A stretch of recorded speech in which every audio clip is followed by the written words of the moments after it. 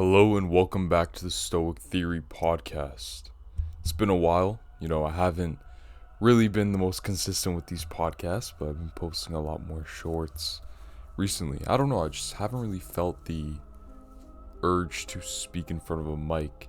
And every time that I do these kind of podcasts, it's always because, I'm feeling the certain urge to, let's say, inspire people or, just yap for 20-30 minutes, right? And I believe it's very important that, yes, you have those periods where you're disciplined, you do the work even when you don't feel like it. But I don't know, for something like this, I feel like there has to be a certain feeling that I have to feel, in order for me to put out my best work, if that makes sense, right? And a lot of it, had to do with I was just really busy and I was trying to focus on doing a lot more shorts rather than long form content. I don't know why, but I was just having a lot more fun with doing shorts. But at the same time, I need to be more disciplined to put out more podcasts because I feel like I have a lot to share. Excuse me. And if I don't, put out, then my message won't get across, you know what I mean? So I need to be more disciplined with these podcasts. And again, it's not necessarily like, oh, I just don't feel like doing it. It's just I feel like I'm in the best state of mind when I feel like inspiring people, And I feel like that should be towards everything, but at the same time, again, you do need the discipline to do the work instead of just, oh yeah, when I feel like it, right? There are periods for when you can be like, oh yeah, I feel like doing this, so I'm gonna, eat this, or I feel like doing this, so I'm gonna go out with this friend. You get what I mean? So actually, that's a good point to bring up, is just feeling and intuition in general, right? So recently, I didn't fracture my foot, but I strained it a little bit to where it could turn into a stress fracture. Actually, it happened to Conor McGregor, and Conor McGregor didn't listen to his doctors whatsoever, and so he just kept fighting. And then obviously the fight that happened, he ended up breaking his leg, whatever, right? So how did this happen? Is I did too much. Yes, there is a possibility to do too much, unfortunately. And I'm the type of guy where if I'm doing something, especially when it comes to fitness, I'll overdo it a lot of the times, which, it's not necessarily a bad thing, but at the same time, you need to have that balance, right? So I was sprinting, and I haven't sprinted, let's say, I don't know, it was my second week back sprinting, because I took a good month off sprinting, right? My first couple weeks back, okay, first week I did sprinting. I did six sprints, right? 15 seconds each. But then the second week, I think I did a bit too much. I did 8 sets of sprints, where a lot of the recommendations is just 4 to 6 sets, especially if you're doing a HIIT workout, and that's what I was doing, right?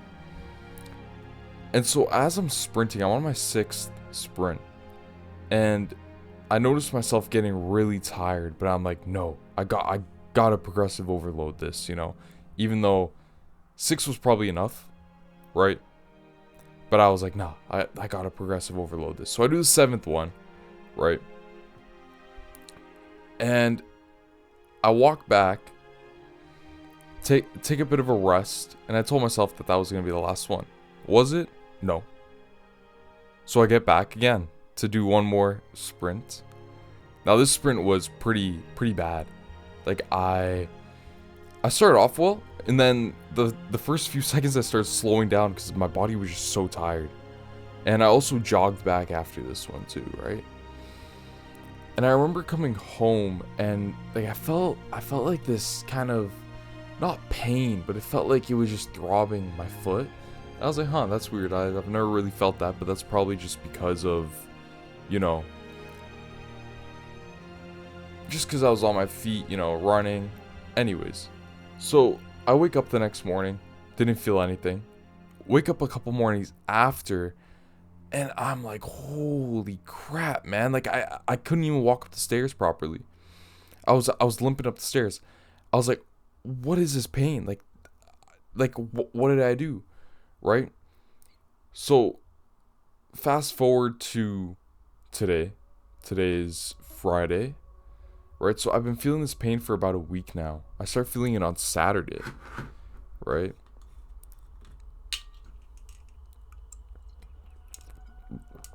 So, I started feeling that pain on Saturday. And it's Friday, and I still feel the pain. Alright, but it's not as bad. I still lifted throughout the week. I hit legs, actually, which may or may not have been the greatest idea, but you know what? I still did it, and my foot wasn't in pain as I was performing the exercises. And then instead of sprinting, just, with my body, I decided to sprint on the stationary bike this week. And that didn't hurt my foot either. So I was able to do it, which is pretty cool. But if I backtrack a little bit, right? I went to failure on squats on accident the day before I sprinted. And a bit of the weight dropped on my foot, like where the area is hurting. But at the same time, I don't feel like it was enough for my foot to, hurt like this or feel like a strain, So that's just where I'm at right now, Just kind of like for this week, just, kind of staying off the foot a little bit and trying to recover, because honestly, I really want to get into a fighting sport. I want to start doing Muay Thai, right? I want to start doing Muay Thai or kickboxing. I don't know. The only thing is, to be honest with you, I'm afraid of getting hit in the head. I'm going to be completely honest. From my background, our people have hard heads, so I should be good. But, I just don't, when you're unprepared to get hit in the head, it's very scary. I would imagine. It's kind of like when you're getting a needle and you don't expect it. And you're kind of like scared a little bit, but you're not scared. You get what I mean? Right? Also, I'm kind of afraid to get knocked out. Honestly, I probably just have to go in, get knocked out once or twice, feel it, be like, alright, this is for me. You know what I mean? So, yeah, I want to start doing Muay Thai. Right? I feel like I have this athletic ability, where if I'm not playing a sport, I'm kind of just wasting my athletic ability. You know what I mean? Again, I used to play baseball. I used to play baseball pretty professional. And it was very good. I was very athletic. And again, I just feel like I would be wasting my genetic ability if I, just lifted weights. Because the thing about me is I enjoy bodybuilding. I enjoy lifting weights. But at the same time, I always grew up lifting weights for functionality, right? Rather than lifting weights just because you want big muscles, right? So eventually, like at some point, there's only so much that I can do with weightlifting to where it's like, okay, how can I use this in my everyday life? You know what I mean? So I need to find something, whether it's Muay Thai, kickboxing. The thing that I don't like about jiu-jitsu, listen, alright, I tried it out once. It was really fun. It's just, man, is it sweaty. Like, you just have sweaty dudes just grappling you all, like, the whole time. I don't know, for me personally, I don't like that, right? I don't like the smell of smelling like not myself after a session of sweating. I don't know, I'm just funny like that, I guess. But, yeah, it's just the sweaty men touching, and the thing is, it's not even like I'm just touching a guy's arm that's sweaty. I'm touching a guy's arm that's sweaty while he's wearing a towel kind of material. So his gi is all wet, right? And then I'm grappling onto the gi and it's just wet and it kind of just grosses me out, man. I don't know why. It just does. That's why after that jiu-jitsu session, I was like, that was a lot of fun. But man, I can't, I don't think I would be able to do it for, let's say, 5+ years, right? Because I want to compete, remember, right? I've thought about doing basketball, but at the same time, like, I don't know, I kind of want something where I can work on, work on, master, get really good at it, compete, win titles. You know what I mean? But at the same time, I feel like everyone's doing Muay Thai. And I know I don't have to be different, but I just feel like everybody is doing it. You know what I mean? But yeah, man, that's, again, if you have a genetic ability to be athletic, I believe that you should use that to your advantage. And don't lose it. Don't lose it either. Like, when you're in the gym, still try and work functionally, even if you want big biceps. You're still going to gain big biceps from doing functional lifts. You can add in some bodybuilding lifts into there, just to have fun and stuff. But if you're not having fun with just doing bodybuilding, add in some functionality, or add in, something athletic into your workout, right? When I used to train with my personal trainer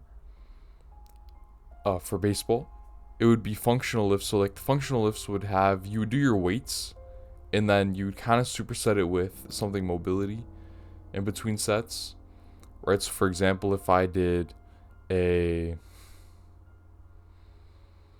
squat, it would get supersetted sometimes with dead bugs, for example. That's mobility exercise, right?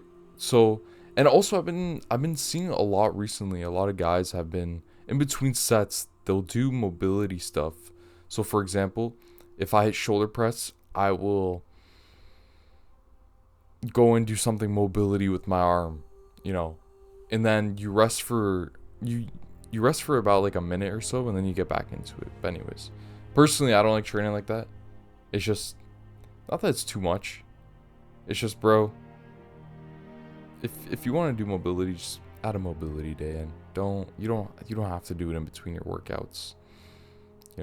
Mobility routine is very important, and I believe everyone should do it. Mainly because of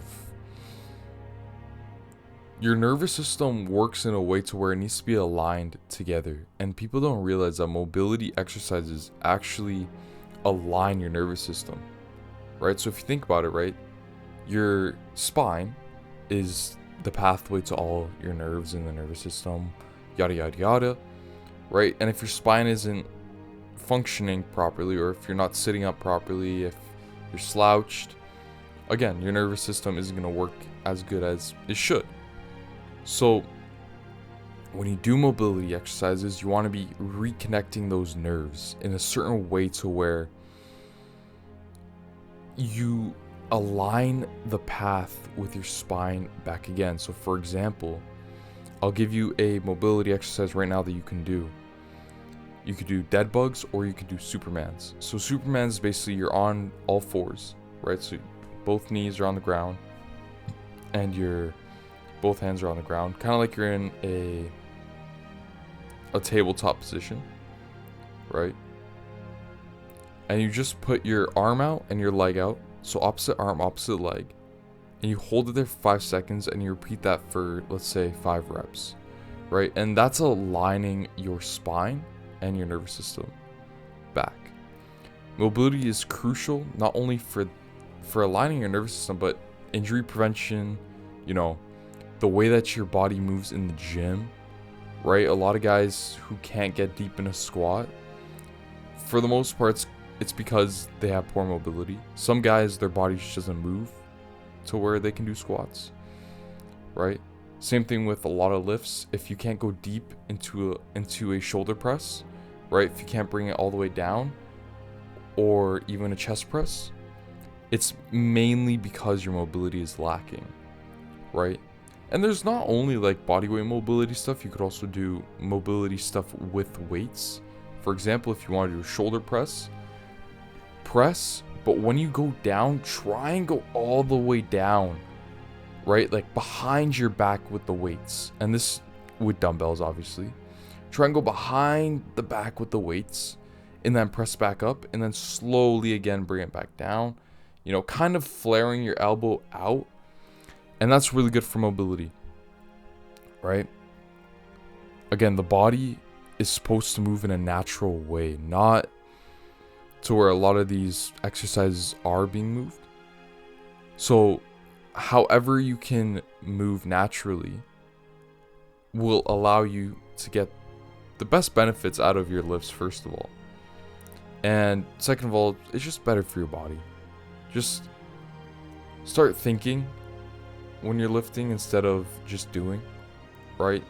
Think, try and connect with your muscle, try and connect with your limb, see how it's feeling as you're doing the exercise. If you have to do it a certain other way, then do it the certain other way.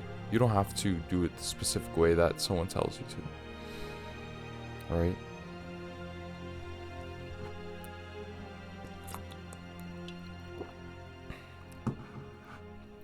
Man, I'm just looking at this Faiuji bottle and how the advertising is crazy. Like, I was thinking about this the other day, how advertisements nowadays are so just insanely degenerate, right? Whereas back in like the 30s or the 40s, you'd have like some Chad guy, right?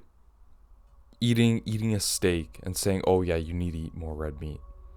Or a Chad guy lifting a weight, or a Chad guy doing some work, you know. And it was just positive, right? Nowadays, like the only advertisements that I see which are actually inspiring, a lot of times, which is surprising or you know, authentic, are glass water bottle companies. Like good cheeses, specifically raw milk cheeses. And anything that's pretty much in the category of, oh yeah, it's good for you, right? They all have really strong advertising, right? And you know, it's also not just advertising, right? It's also like cartoons nowadays too are the same way. Degenerate, right? You have kids TV shows literally saying how they're freaking asexual, transsexual, bisexual, gay. You know, it's like, it doesn't make any sense, you know? Like, what are we teaching our kids, bro? Come on. And then you look at cartoons from back in the day, like Looney Tunes, Popeye the Sailor Man, all these, like, they all have strong masculine figures. And there's always a problem to solve rather than brain rot. And the episodes would go by slow, right? You look at all these old cartoons and you're like, oh yeah, I love these so much. That's because they make you feel present, right? Whereas these new cartoons don't make you feel present whatsoever. These new cartoons are literally brain rot. It's like you're scrolling on TikTok for 20 minutes to 30 minutes, right? Because it's just so fast paced, right? There's so many different angles that they're shooting you out. Whereas back in the day, the cartoons, if you put the speed of a cartoon from nowadays from the speed of a cartoon from back then, the speed of the cartoon from back then was so much slower, and it allowed you to intake what it was actually trying to tell you, or intake what was actually going on. Whereas nowadays, it's like, oh yeah, the guy, he's drinking out of the water bottle, but then he threw the water bottle, but then he went to go pet his fish, but then he ate a shoe, and now he's coming out that he's gay. It's like, bro, what just happened? You know what I mean? Like, they have Thomas the Train out here, not even solving problems anymore, bro. He's just solving like the LGBTQ plus community, you know? And that's why we love these old cartoons so much, right? It's because they made us feel present. You know, you see all those videos online where it's like, oh yeah, when I was a kid, the reason why I loved it so much because I was actually present. It's like, bro, first of all, grow up. Second of all, learn how to stay present in your body right now, right? And third of all, you're not wrong, right? The reason why a lot of times we were more present as a kid is because back when we were kids, there wasn't much brain rot around. To be fair, like, I wonder how kids nowadays are dealing with presence, and if they are even present. It's sad to think about, right? If I think about my little cousins, bro, they have iPads, all this stuff, and they're literally your iPad kid, right? Like, they scream, they yell, they don't know how to watch something for more than 30 seconds. It's sad, and it's not really their fault. Their parents were the ones who gave it to them and allowed them to act like they're like rabid squirrels. But yeah, man, it's just sad. And it's like, we need to bring back these old cartoons. These old cartoons that were slow paced, which in the show, whether it was a good problem that they were solving or not, right? They were at least trying to solve a problem on their own, right? And the problem that they were trying to solve was always, saving their friend or saving something that was precious to them, right? For example, Popeye the Sailor Man would always try and, solve a problem that olive oil had. And obviously he ended up doing it. He was a strong masculine figure. The masculine man is supposed to solve problems, not ask people how to solve the problem for him. You know what I mean? So it really ties into what you're brought up around, right? If you're brought up watching a cartoon like that where, yeah, maybe it has a lot of violence in it, and maybe it's not teaching the kids the best thing around violence, right? You should never just, fight someone. It's just not the best option. Words are a thing. Or not fighting in general. Just show them with action, right? So maybe if you take that out, right, then of course it's perfect. But as a kid, I remember watching Popeye the Sailor Man, and he would, solve the problems as a masculine man. And as a child watching that, you get brought up in a certain way where you're like, okay, I have to solve problems for myself also. I can't just, ask someone to solve the problem for me.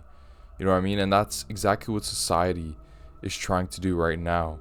It's trying to turn society, men specifically, right, into non-problem solvers, right? Whereas, again, the masculine is supposed to have an answer for everything, right? The feminine is supposed to be the one who's in trouble, and the masculine is supposed to be the one who saves her and doesn't even question, like, oh, how'd you get here, or oh, like, I wonder how to do this. No, the masculine, like, knows just how to solve a problem. Even if he doesn't know how to solve it, he'll find out, right? He'll never say it, but he'll find out a way to solve that problem. And that's exactly what society is trying to do. They're trying to turn men into these robots that don't know how to program themselves. They make everything easier, more accessible.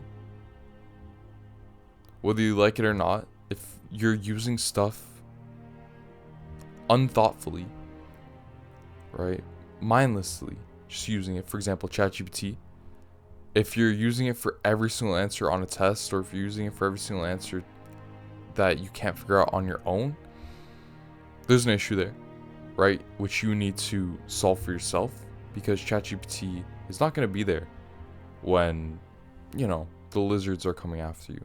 It's not. So I believe that instead of using ChatGPT, try and use it more usefully, right? If that's even a word. Maybe make it check your answers, Or don't make it check your answers. If you got something wrong, bro, you got something wrong. Learn,